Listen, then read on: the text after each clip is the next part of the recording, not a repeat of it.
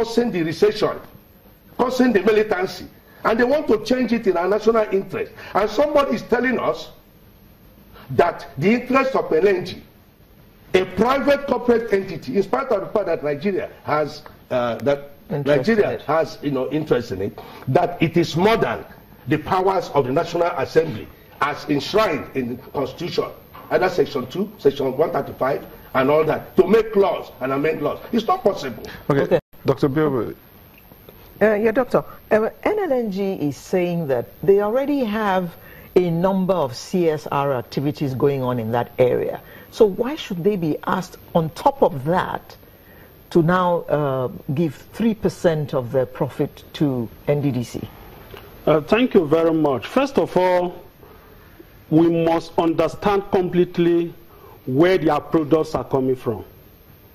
The products of Nigeria LNG is not coming from Bonny alone.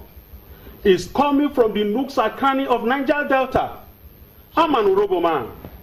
Gas is being processed in everywhere in Urobo, in the 8 local government of Urobo. The Agbara, where I come from, the Associated Gas Gathering Center of Share, goes straight to Bonny from Kokori, from Ogara, from everywhere in Niger Delta. So the corporate social responsibility of Nigeria LNG does not cover this area. The only body that is charged with the responsibility to carry out activities in terms of interventionist agency in Niger Delta is NDDC. Of course.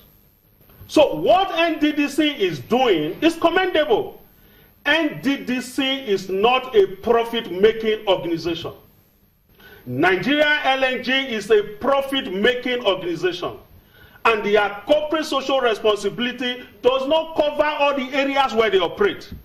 That is why it becomes necessary and mandatory for that 3% to be paid to NDDC, that is now charged with the responsibility to carry out this corporate social responsibility even on behalf of the Nigeria LNG. Now, Doc, apart from that, even we that they are proximate sufferers, and when I say we, I'm also talking of Soku in the Kalabari area, part of which now is in the Bayelsa area.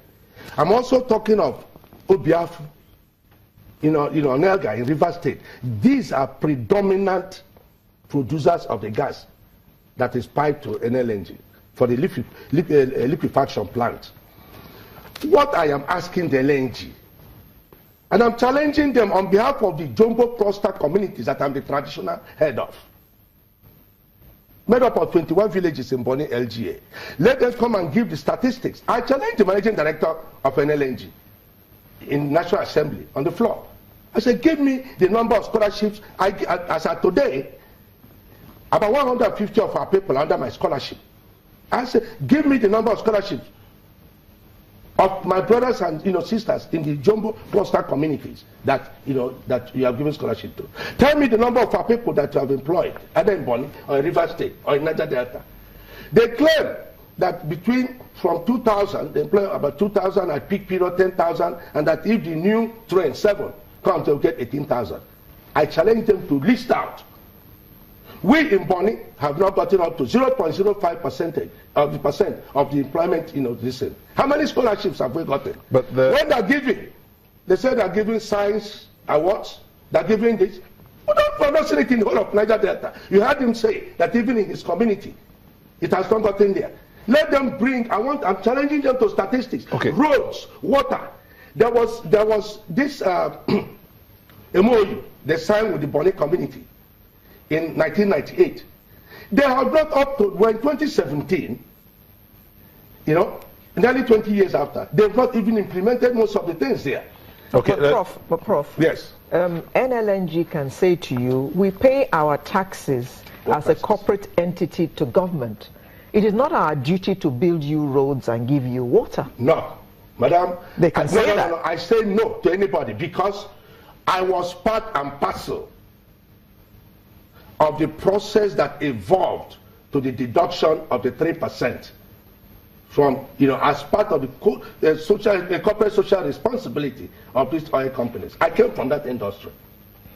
I came from the oil industry, okay, right from the early 70s.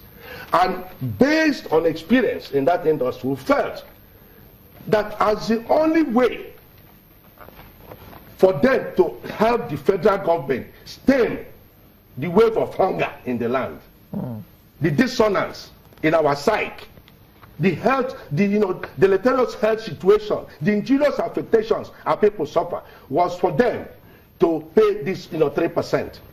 And when we were evolving the bill that led to the NDDC Act in 1999, when late Senator Fred Brume, Okilo, Kikori, myself, Senator Adolfo Swabara, Araduma, and the rest, this was when we introduced this 3%. Okay. And Obasanjo graciously accepted it. Prof, we really have to go, but just before we go, a quick one. The NDDC is getting about, according to the 2017 budget, is getting about 64 billion naira. That is minuscule. Okay. Directly to the NDDC. That's what I'm reading here. Direct transfers, not what they call it. Say statutory transfers to the NDDC. That's what the budget 2017 says. So that question again, should the NLNG be burdened with the responsibility of the NDDC? Okay, let me put in this. It is very, very clear so that Nigerians will know how the Nigeria LNG Act came into existence. The Nigeria LNG Act came into existence after the existence of the NDDC Act. So it was brought into existence in order to give room to the executive sphere that has been given to them.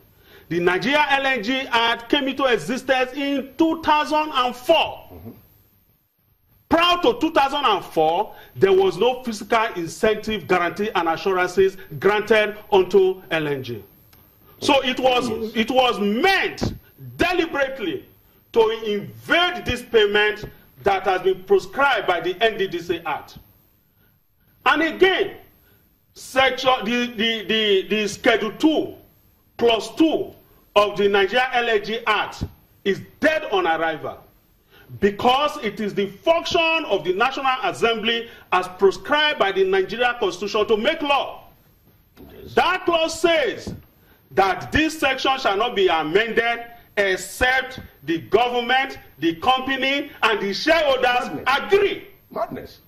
So when an act is in conflict with the Constitution, the act is dead on arrival. Okay, thank you. So that is what I want to put in. And again, let me tell you, we have to go. Okay, thank you very much. Thank you very much for sharing your thoughts. Dr. Ominimini, Chris Obirevi, and Professor Jasper Jumbo, Chairman Niger Delta Projects Consortium. Thank you for sharing your thoughts with us. We wish you well. Thank you very much. Someone will be back shortly. Please don't go away.